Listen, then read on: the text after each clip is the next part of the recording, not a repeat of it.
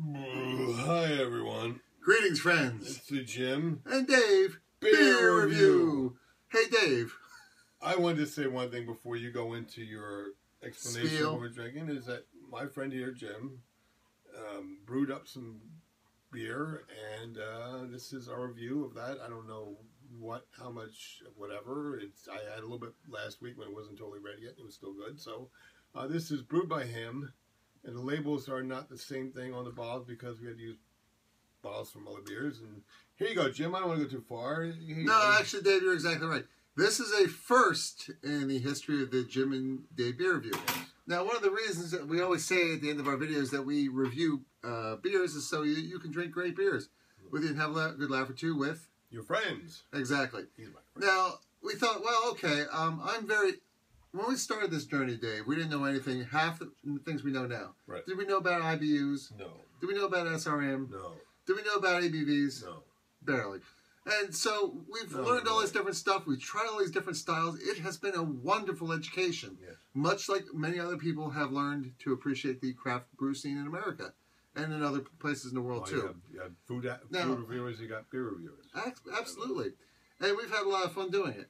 Now, as part of my education, the fact is I have an exchange student here, and I promised her before she left to go back to her country that I would brew beer at least once. So I got a gift certificate for Christmas. It was $100. I bought a $65 homebrew kit. It consisted of basically a bucket, okay, with a lid on it. And it had a little faucet on it, if you will. $100. For the bucket? No. Well, there was a glass carboy. There was some tubing. There was a little siphon. There was a bunch of stuff in the kit. All the things you need to basically brew beer. Okay. That wasn't a bad deal. Now, the first kit I bought, this was my first brewing, was a bourbon barrel stout. It was from, what's it called? Brewer's Best. It was basically, Dave, a complete kit of everything you would need. Yeah. Now, I have to tell you, Dave, I was a little intimidated because I always thought there was 4 ingredients in beer: hops, barley, yeast, and water. Okay. And, well, there was a lot more than that, than 4 things in this kit. Put wood chips and stuff like that. Right. This had bourbon barrel wood chips. It had 2 things. Now, there's 2 kinds of ways you can brew. You can do all grain, or you can use, like, it's basically a syrup almost that they kind of condense it down. It's almost like condensed soup, except for malts. Is that to give it more or less the coloring or the flavor and the coloring? Well, that's the if you will, the sweetness. And, well, the hops provide the bitter. Now, it had 2 kinds of hops in it. It had 3 different... I did have regular grains that I did steep in a... not boiling, but 170-degree water, 2 or 3 gallons. And then I poured in the liquid, if you will, the syrup for the other 2 malts. And then while it was boiling, then you take it up to a boil. Then you mix in the other 2 kinds of hops over time. And then you have to cool it down really quick. So you take the wort, as they call it. I put it in a sink full of ice. Cool it down. I mixed it with more water. I was using spring water. I wasn't using tap water. Thank you. And then I put it into this bucket, which I had sanitized with. There's a little thing of sanitizing agent that came with it. Mixed in water. And so let it sit for probably a little longer than I should have. How long will this take, Jimm? Well, it's a couple months, actually, because they say you can leave it for 2 weeks to 3 weeks in the primary fermenter. I think because I was out of town, I actually left it in the primary fermenter for 4 weeks. Then I transferred it with that siphon I told you about into the secondary fermenter, which was a glass carboy, which is very similar shape to what you might expect on a water cooler, except it was glass and it was clear instead of blue plastic. And then that's where I added in. I had to boil these bourbon barrel wood chips to sterilize them because you have to be very careful. I put those in the carboy. I tried to. It was very difficult. If you're going to do it, by the way, use another bucket. Don't use the carboy because this little tiny neck on the bottle, very difficult to pour wood chips down there. But then I siphoned it in there. I left it in there again for another 2, 3, 4 weeks. Then bottled it. The only reason it took so long was because it was aged whiskey bourbon barrels. Right. You have to give it time to get the... If you would have gotten an IPA or something like that, it would take a lot less, right? I think so, but then you have to, it's a shorter space. Absolutely. Right.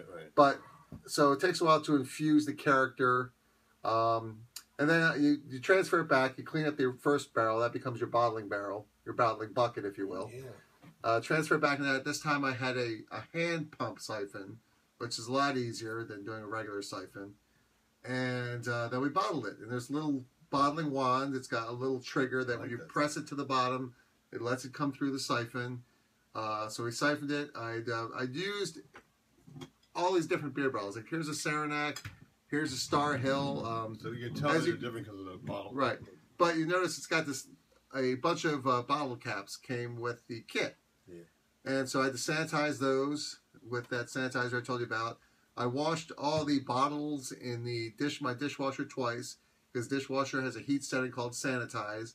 I did it once, and I did it once before I bottled and left them in there in the dishwasher till it was ready to be bottled.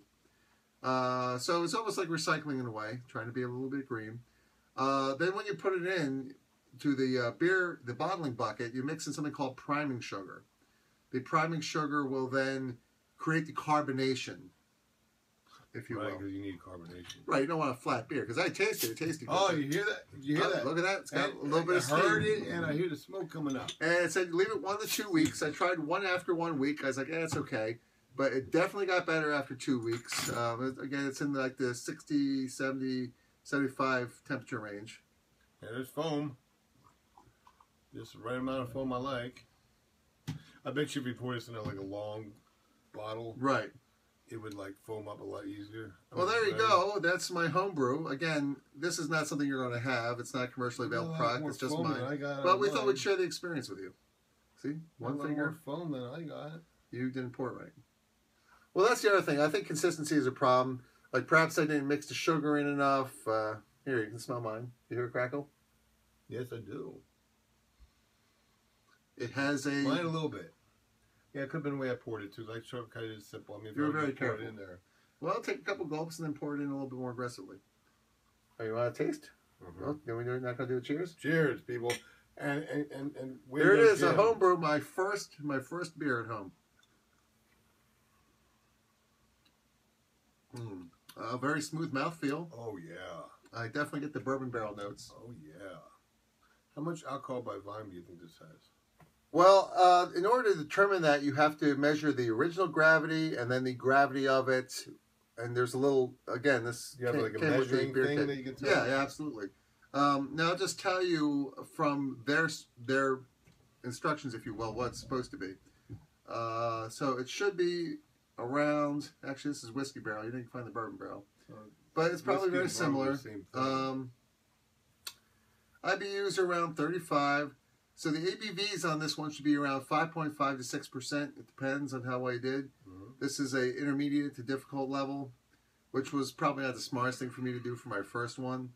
But, it seems to have turned out. It's got a very dark color. It's definitely a stout.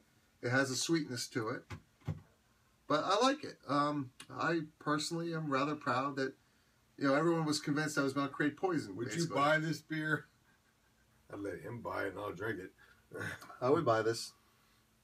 Well, you did buy it and you made it. I made it, absolutely. You made it and you bought it. And the reason we're putting this out there is, again, it's not something you can, if you're going to make beer, this is a kit you can buy. Jimm, good job.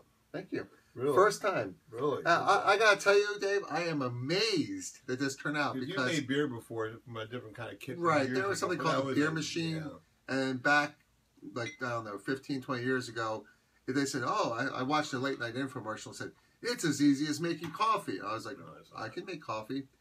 And the first batch turned out really nicely, but it was a little flat, but it had good bready, kind of fresh flavor to it.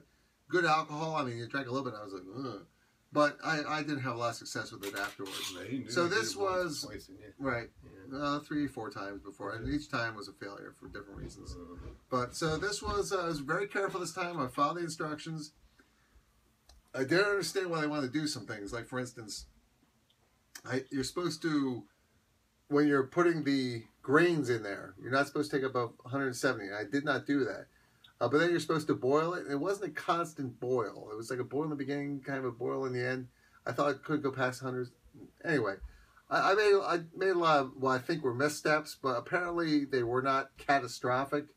Perhaps this beer would be even better than it is now had I done everything perfectly. But it was a learning experience, and next time I'll do better.